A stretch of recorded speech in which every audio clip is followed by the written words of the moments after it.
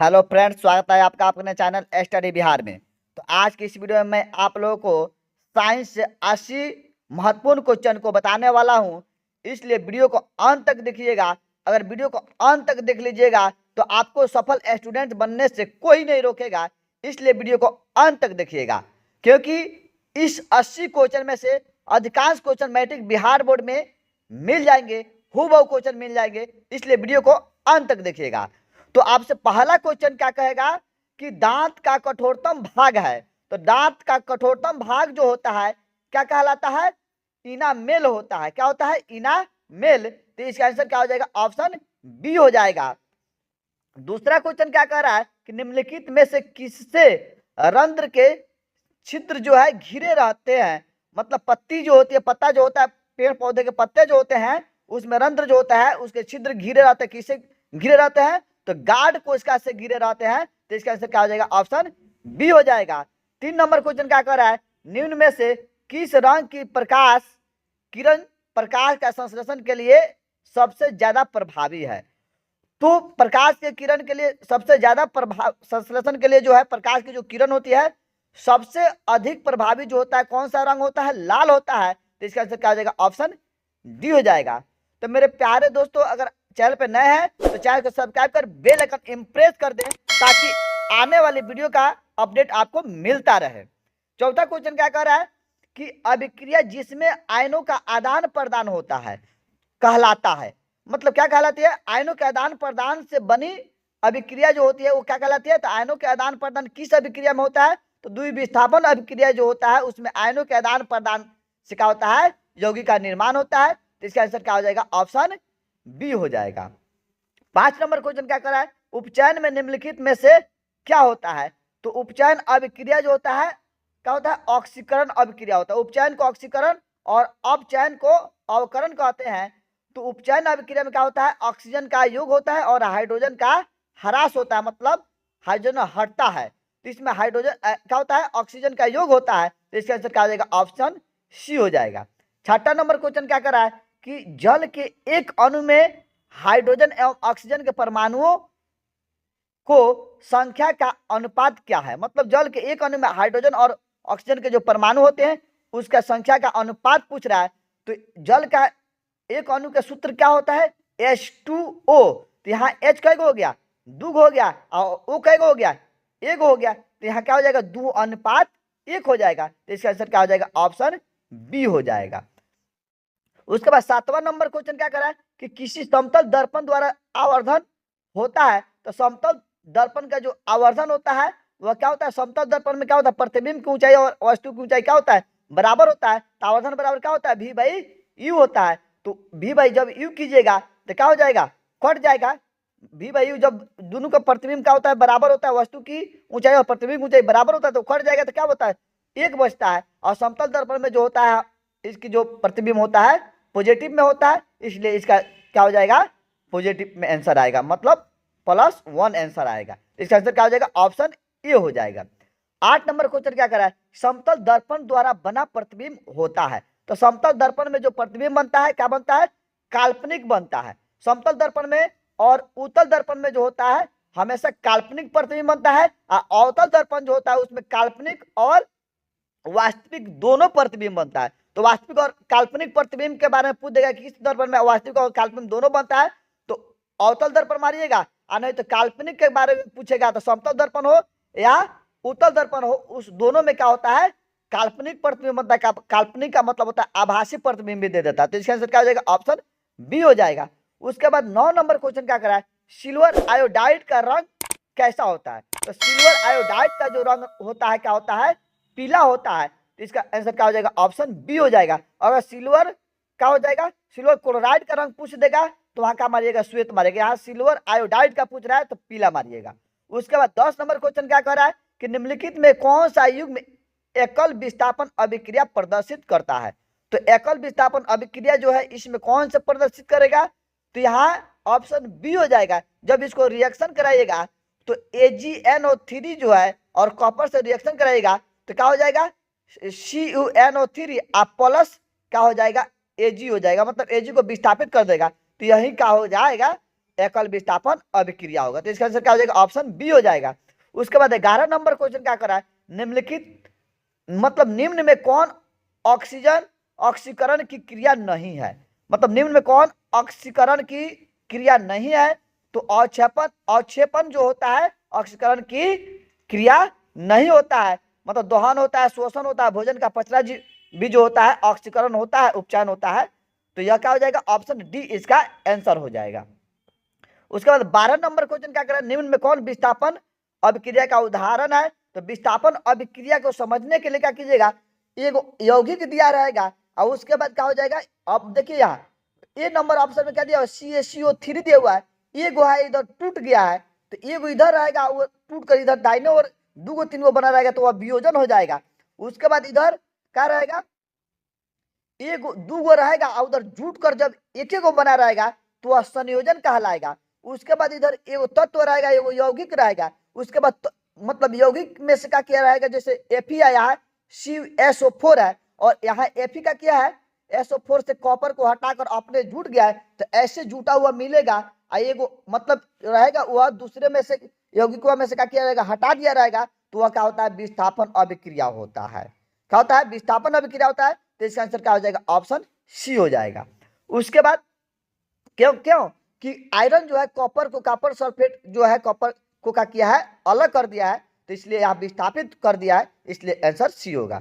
उसके बाद 13 number question क्या करा है, प्रकाश की किरणें गमन करती है। तो प्रकाश की किरणें जो होती है हमेशा किस चीज में गमन करती है, एक सीधी रेखा में गमन करती है। तो इसका आंसर क्या हो जाएगा, ऑप्शन ए हो जाएगा। 14 नंबर क्वेश्चन क्या करा है, प्रकाश के परावर्तन के कितने नियम है। तो प्रकाश के परावर्तन के पूछेगा या प्रकाश के अपवर्तन पूछेगा, 2 नियम होता है। तो इसका आंसर क्या हो जाएगा, ऑप्शन बी हो जाएगा। 15 नंबर क्वेश्चन क्या करा है, समीकरण 2H2 प्लस O2 तीर के चिन्ह दिया हुआ है, 2H2O है एक, मतलब यहां देखिए क्या किया है, यहां देखिए H2 है, 2H2 है और O2 है, और यहां मिलकर क्या बना दिया, 2H2O, मतलब इधर दूगो है और उधर एक को बनाया हुआ है, तो मतलब इधर दूगो तीनगो रहेगा, उधर एगो बना देगा, तो क्या हो जाएगा, संयोजन अभिक्रिया होता है। तो इसका आंसर क्या हो जाएगा, ऑप्शन ए हो जाएगा। उसके बाद 16 नंबर क्वेश्चन क्या करा है, रासायनिक अभिक्रिया के दौरान किस पदार्थ में ऑक्सीजन का योग कहलाता है, मतलब किसी पदार्थ में ऑक्सीजन का योग क्या कहलाता है, ऑक्सीजन का योग जो होता है ऑक्सीकरण कहलाता है। ऑक्सीकरण अभिक्रिया को क्या कहा जाता है, उपचयन अभिक्रिया बोला जाता है। तो इसका आंसर क्या हो जाएगा, ऑप्शन बी हो जाएगा। 17 नंबर क्वेश्चन क्या कर रहा है, एक अभिसारिक किरण पुंज समतल दर्पण पर आपतित होती है, परावर्तित किरण पुंज होगा। आपतित मतलब अभिसारिक किरण पुंज कर रहा है, तो अभिसारिक किरण पुंज होता है अपने से होकर जाने वाले किरण पुंज को क्या कर देती है, अभिसारित कर देती है। तो यहाँ इसका आंसर क्या हो जाएगा, अभिसारी हो जाएगा। तो इसका आंसर क्या हो जाएगा, ऑप्शन बी हो जाएगा। उसके बाद 18 नंबर क्वेश्चन कर रहा है कि दर्पण के सामने किसी भी दूरी पर स्थित वस्तु का प्रतिबिंब सीधा प्रतीत होता है, तो वह दर्पण है। मतलब सीधा प्रतिबिंब जो होता है सीधा किस में बनता है, उत्तल दर्पण में बनता है, और समतल दर्पण में बनता है सीधा प्रतिबिंब। तो इसका आंसर क्या हो जाएगा, ऑप्शन डी हो जाएगा, या तो समतल होगा अथवा उत्तल होगा। उसके बाद 19 नंबर क्वेश्चन क्या करा है, पित्त रस का स्राव होता है। पित्त रस का स्राव क्या होता है, कहां से होता है, तो ग्रहणी द्वारा। पित्त रस का स्राव जो होता है किसके द्वारा होता है, ग्रहणी द्वारा होता है। तो इसका आंसर क्या हो जाएगा, ऑप्शन डी हो जाएगा।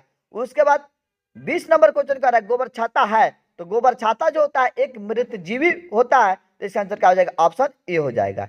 21 नंबर क्वेश्चन कर रहा है, प्रकाश के परावर्तन के नियम से निर्धारित होता है, मतलब परावर्तन के नियम से निर्धारित होता है। तो परावर्तन के नियम से क्या निर्धारित होता है, परावर्तन के नियम क्या होता है, आपतन कोण परावर्तन कोण क्या हो जाता है, बराबर होता है। प्रकाश के परावर्तन कहेगा तब, यहाँ परावर्तन का है, अपवर्तन कहता है तो आपतन कोण अपवर्तन कोण के बराबर होता है, यहाँ परावर्तन कह रहा था आपतन कोण परावर्तन कोण के बराबर होता है। तो इसका आंसर क्या हो जाएगा, ऑप्शन ए हो जाएगा। उसके बाद 22 नंबर क्वेश्चन क्या करा है, प्रकाश तरंग का उदाहरण है। तो प्रकाश तरंग का जो उदाहरण है क्या है, विद्युत चुंबकीय तरंग। इसका आंसर क्या हो जाएगा, ऑप्शन बी हो जाएगा। उसके बाद 23 नंबर क्वेश्चन क्या करा है, कवक में कौन सी विधि है, कवक में कौन सी विधि है। तो कवक में कौन सी विधि होता है, कवक में जो विधि होता है, कवक में जो विधि पाई जाती है, कौन विधि पाई जाती है, मृत जीवी विधि पाई जाती है, मतलब पोषण की विधि जो होती है मृत जीवी होते हैं। तो इसका आंसर क्या हो जाएगा, ऑप्शन सी हो जाएगा। 24 नंबर क्वेश्चन कह रहा है, दूध से दही बनने में नामांकित में से कौन सी अभिक्रिया होती है? तो दूध से दही बनने में जो होती है Q1 होता है, तो इसका आंसर क्या हो जाएगा? अभिक्रिया जो होता है Q1 की अभिक्रिया होती है, तो इसका आंसर ऑप्शन बी हो जाएगा। 25 नंबर क्वेश्चन क्या करा है? रासायनिक अभिक्रिया के दौरान किसी पदार्थ में ऑक्सीजन का ह्रास, ऑक्सीजन का मतलब कमी, ऑक्सीजन हटता है तो कहलाता है। तो ऑक्सीजन का हटना क्या कहलाता है? अवकरण कहलाता है। अवकरण अभिक्रिया को क्या कहते हैं? अपचयन अभिक्रिया कहते हैं। तो इसका आंसर क्या हो जाएगा? ऑप्शन बी हो जाएगा।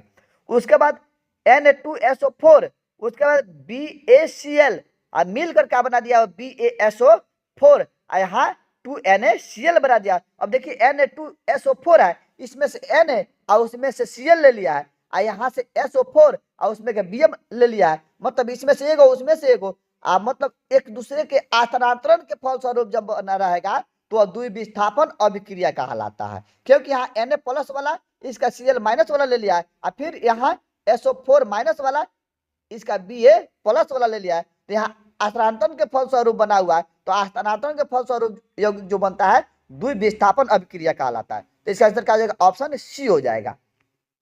उसके बाद 27 नंबर क्वेश्चन क्या कर रहा है? क्लोरोफिल वर्णक का रंग होता है, तो क्लोरोफिल वर्णक का रंग क्या होता है? हरा होता है। तो इसका आंसर क्या हो जाएगा? ऑप्शन डी हो जाएगा। 28 नंबर क्वेश्चन क्या कर रहा है? स्टार्च की उपस्थिति की जांच के लिए किस विलयन का उपयोग होता है? तो स्टार्च की उपस्थिति की जांच करने के लिए आयोडीन की विलयन का उपयोग किया जाता है। तो इसका आंसर क्या हो जाएगा? ऑप्शन ए हो जाएगा। 29 नंबर क्वेश्चन क्या कह रहा है? 29 नंबर क्वेश्चन क्या कह रहा है? 29 नंबर क्वेश्चन क्या कह रहा है कि प्रकाश संश्लेषण की दर निम्नलिखित में से किन कारकों पर निर्भर करती है? तो प्रकाश की दर जो है क्या चीज पर निर्भर करता है? प्रकाश के गुण पर भी निर्भर करता है और प्रकाश की मात्रा पर भी निर्भर करता है। तो इसका आंसर क्या हो जाएगा? ऑप्शन सी हो जाएगा। 30 नंबर क्वेश्चन क्या कह रहा है? 30 नंबर क्वेश्चन कह रहा है कि प्रकाश संश्लेषण की प्रकाश अभिक्रिया होती है। प्रकाश संश्लेषण की प्रकाश अभिक्रिया जो होती है क्लोरोप्लास्ट के ग्राना में होती है। कहाँ होती है?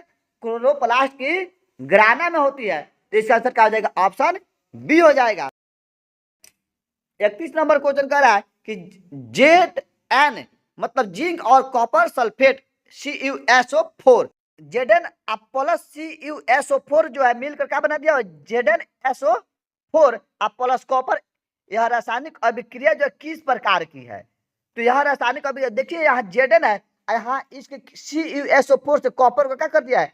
हटा दिया है। जब कॉपर को हटा दिया हुआ है, जब किसी यौगिक से कोई तत्व जो होता है किसी तत्व को हटा दिया रहता है तो अलग कर दिया रहता है, मतलब विस्थापित कर दिया रहता है, तो वह विस्थापन अभिक्रिया कहलाता है। तो इसका आंसर क्या हो जाएगा? ऑप्शन बी हो जाएगा। उसके बाद 32 नंबर क्वेश्चन क्या कर रहा है? साग सब्जियों का विघटित होकर है कंपोस्ट बनाना किस प्रकार की अभिक्रिया? साग सब्जियों का विघटित होकर कंपोस्ट बनाना किस प्रकार की अभिक्रिया है? तो इसका आंसर क्या हो जाएगा? ऑप्शन बी हो जाएगा, ऊष्माक्षेपी अभिक्रिया। 33 नंबर क्वेश्चन क्या कर रहा है? शोषण किस प्रकार की रासायनिक अभिक्रिया? तो शोषण को क्या कहा जाता है? शोषण जो होता है उपचयन अभिक्रिया माना जाता है। तो इसका आंसर क्या हो जाएगा? ऑप्शन ए हो जाएगा, मतलब ऊष्माक्षेपी अभिक्रिया भी दिया रहता है। तो शोषण जो होता है खाद्य पदार्थों का क्या हो जाता है? विघटन होता है, तो यह उपचयन अभिक्रिया कहलाता है। तो इसका आंसर क्या हो जाएगा? ऑप्शन ए हो जाएगा। उसके बाद 34 नंबर क्वेश्चन कह रहा है CuO प्लस H2 मिलकर क्या बना दिया हुआ है? Cu प्लस H2O बना दिया हुआ है। तो यहाँ देखिए कॉपर से ऑक्सीजन हट रहा है, तो जब जिससे ऑक्सीजन हटता है तो उसका अवकरण होता है, और यहाँ देखिए हाइड्रोजन के साथ ऑक्सीजन जुड़ रहा है, तो जिसके साथ ऑक्सीजन जुड़ता है तो उसका क्या कहलाता है?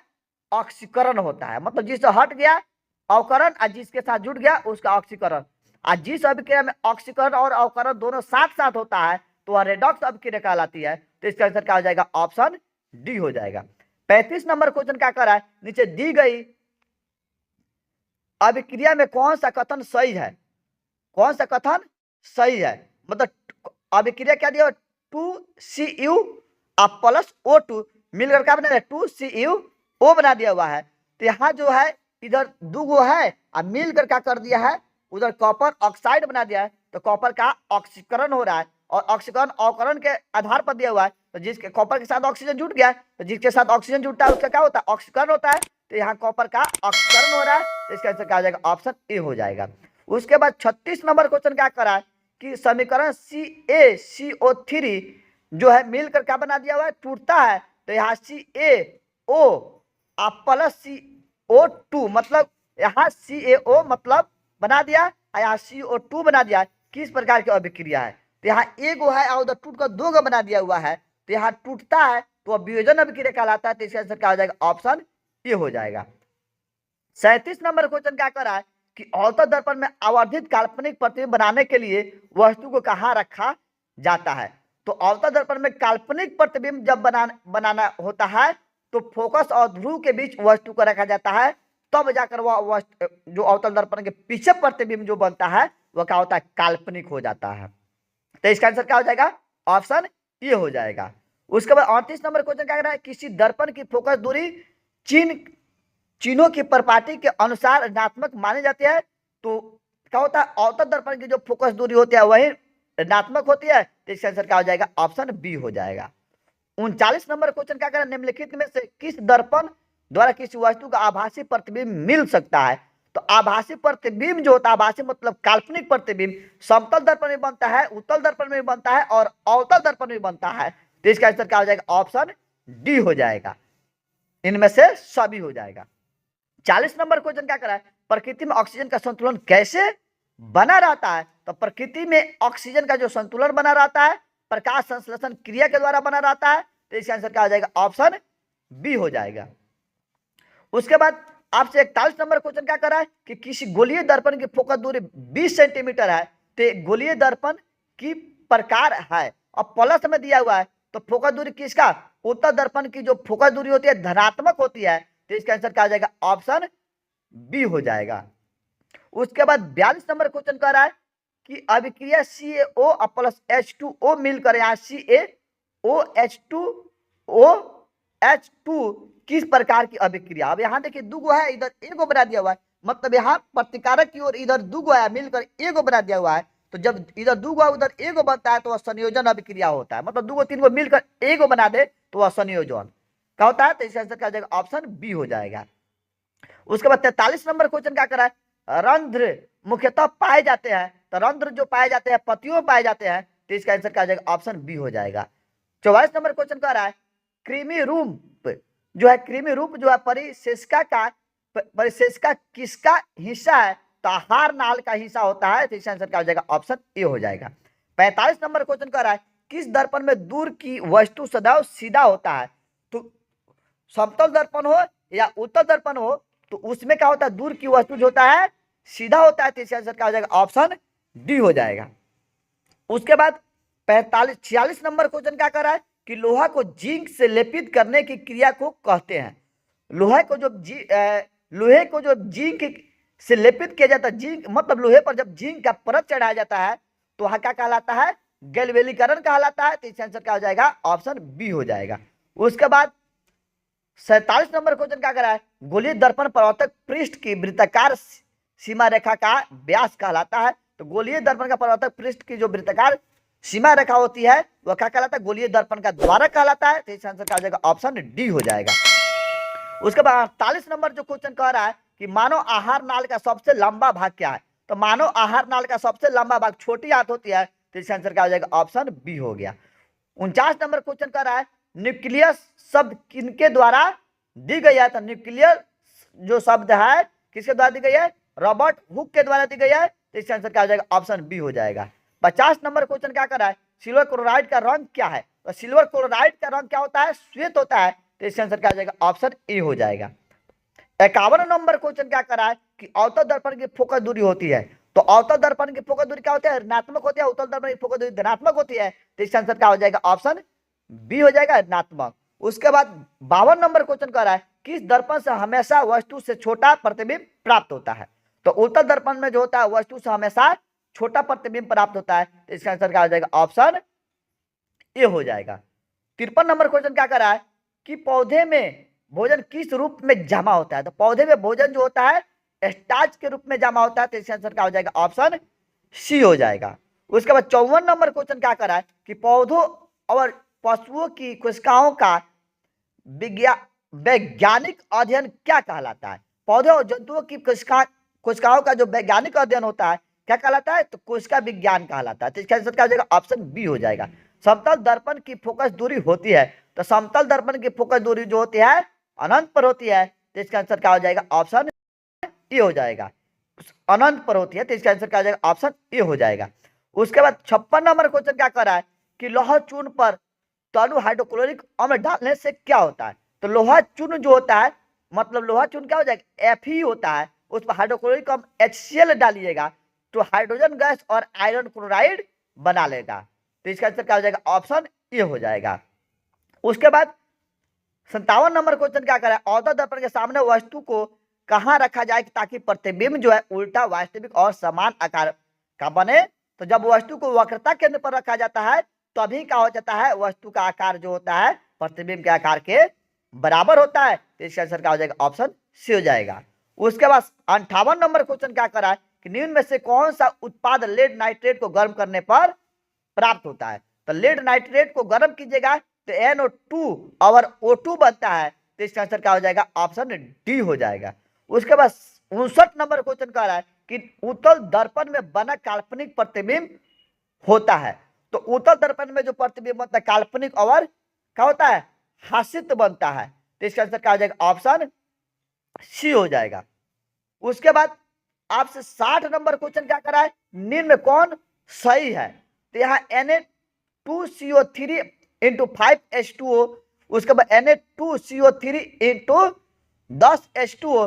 तो यहाँ बी नंबर जो है ऑप्शन सी हो जाएगा, क्योंकि Na2CO3 10H2O जो है धोने वाला सोडा का रासायनिक सूत्र है, तो यह सही है। तो इसका आंसर क्या हो जाएगा, ऑप्शन बी हो जाएगा। उसके बाद 61 नंबर क्वेश्चन क्या कह रहा है कि प्रकाश का वेग न्यूनतम होता है। तो प्रकाश का वेग जो होता है न्यूनतम क्या होता है, कांच में होता है। अधिक, न्यूनतम मतलब कम, अधिक पूछेगा तो निर्वात में। तो इसका आंसर क्या हो जाएगा, ऑप्शन डी हो जाएगा। 62 नंबर क्वेश्चन क्या करा है, स्वपोषी पोषण के लिए आवश्यक होता है। तो स्वपोषी पोषण पौधे करते हैं, तो उसके लिए पनहरित, सूर्य का प्रकाश, कार्बन डाइऑक्साइड पौधे लेते हैं। तो इनमें सभी हो जाएगा। तो इसका आंसर क्या हो जाएगा, ऑप्शन डी हो जाएगा। 63 नंबर क्वेश्चन क्या करा है, जब प्रकाश की किरण हवा से कांच में प्रवेश करती है तो मुड़ जाती है। जब प्रकाश की किरण, हवा का होता है विरल माध्यम होता है, अब वहां कांच का हो गया सघन माध्यम होता है। तो विरल माध्यम से सघन माध्यम में जब प्रवेश करता है तो अविलंब के निकट मुड़ता है, और जब सघन माध्यम से विरल माध्यम में जाता है तो अविलंब से दूर मुड़ता है। तो यहाँ हवा क्या है, विरल माध्यम है, और कांच सघन माध्यम है। तो विरल माध्यम से सघन माध्यम में आया तो क्या हुआ, अविलंब के निकट मुड़ेगा। तो इसका आंसर क्या हो जाएगा, ऑप्शन बी हो जाएगा। 64 नंबर क्वेश्चन क्या करा है, हाइड्रा में क्या पाया जाता है। तो हाइड्रा में क्या पाया जाता है, तो मस्तिष्क। तो इसका आंसर क्या हो जाएगा, ऑप्शन ए हो जाएगा।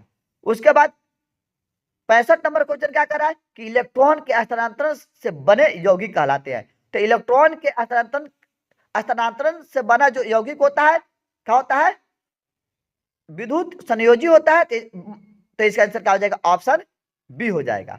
66 नंबर क्वेश्चन कर रहा है, सरल सूक्ष्मदर्शी में किसका उपयोग होता है। तो सरल सूक्ष्मदर्शी बनाने के लिए उल्टा दर्पण का प्रयोग किया जाता है। तो इसका आंसर क्या हो जाएगा, ऑप्शन बी हो जाएगा। 67 नंबर क्वेश्चन क्या कर रहा है, लेंस में मुख्य फोकस की संख्या कितनी होती है। तो लेंस में जो मुख्य फोकस की संख्या होती है 2 होता है। तो इसका आंसर क्या हो जाएगा, ऑप्शन ए हो जाएगा। 68 नंबर क्वेश्चन क्या कर रहा है कि किसकी उपस्थिति के कारण पौधे का रंग हरा होता है। तो किसकी उपस्थिति के कारण पौधे का रंग हरा होता है, तो क्लोरोफिल के कारण जो होता है पौधे का रंग जो हरा होता है। आंसर क्या हो जाएगा, ऑप्शन ए हो जाएगा, क्लोरोफिल। उसके बाद 69 नंबर क्वेश्चन क्या कर रहा है, दाढ़ी बनाने में कौन सा दर्पण प्रयुक्त होता है। तो दाढ़ी बनाने में जो होता है अवतल दर्पण का उपयोग होता है। तो इसका आंसर क्या हो जाएगा, ऑप्शन ए हो जाएगा। 70 नंबर जो क्वेश्चन कह रहा है, किसी उत्तल लेंस का फोकासर 50 सेंटीमीटर है तो इसकी क्षमता होगी, क्षमता मतलब लेंस की क्षमता को क्या कहते हैं, पी से शुरू करते हैं। और लेंस की क्षमता जो होती है फोकस दूरी के व्युत्क्रम होती है, मतलब पी बराबर क्या हो जाएगा, 1/f। तो 1/f कीजिएगा तो 1/50 कीजिएगा तो 50 सेंटीमीटर को जब 1/50 का मतलब क्या हो गया, 50 सेंटीमीटर हो गया। अब मीटर में है तो सेंटीमीटर में बदल दीजिएगा तो क्या हो जाएगा, हो मीटर को सेंटीमीटर बदलिएगा तो 50/100, और 50/100 को काटिएगा तो 1/2 हो जाएगा। और जब 1p बराबर 1/f कीजिएगा तो 1/1/2 हो जाएगा। तो 2 नीचे से ऊपर चल जाएगा। तो इसका आंसर क्या हो जाएगा, 2 हो जाएगा। अब यहाँ उत्तल लेंस है तो उत्तल लेंस की फोकस दूरी धनात्मक होता है। तो इसका आंसर ऑप्शन डी हो जाएगा। 71 नंबर क्वेश्चन कह रहा है कि मोटर कार के हेडलाइट में किसका प्रयोग होता है। तो मोटर गाड़ियों के हेडलाइन में जो होता है अवतल दर्पण लगा होता है, तो इसका आंसर क्या हो जाए, ऑप्शन सी हो जाएगा। 72 नंबर क्वेश्चन क्या कर रहा है कि अवक्षेपण अभिक्रिया से किस प्रकार का लवण प्राप्त होता है।